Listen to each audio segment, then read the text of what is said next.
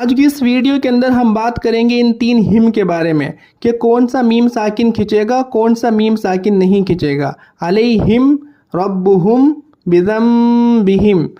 بہت سے لوگ اس کے اندر کنفیوز ہوتے ہیں کہ کیا تینوں میم ساکن کو کھینچ کے پڑھیں گے یا کچھ کو کھینچ کے پڑھیں گے اور کچھ کو جلدی پڑھیں گے۔ تو آج کی اس ویڈیو کے اندر ہم اسی کنفیوژن کو کلیئر کریں گے۔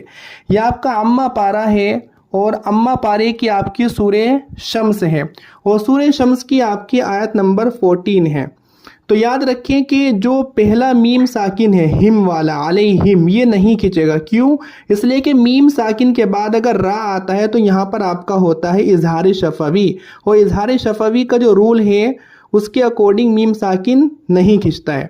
اس کے بعد جو آپ کا دوسرا میم ساکن ہے تو یہ کھنچے گا۔ کیوں؟ اس لیے یہاں پر آپ کا اخفاء شفوی کا رول ہو رہا ہے۔ اخفاء شفوی کسے کہتے ہیں کہ میم ساکن کے بعد اگر با آتا ہے تو میم ساکن کو کھینچ کے پڑھتے ہیں۔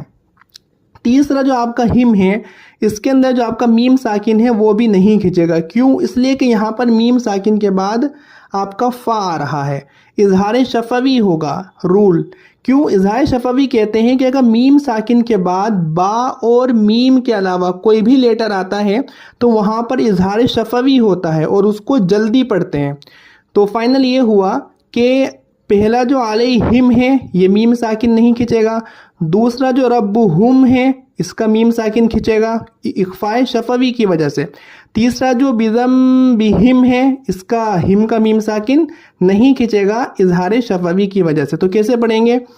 فَدَمْدَمَ عَلَيْهِمْ رَبُّهُمْ بِذَنبِهِمْ فَسَوَّاهَا علیہم ربہم بذنبہم فسواہا۔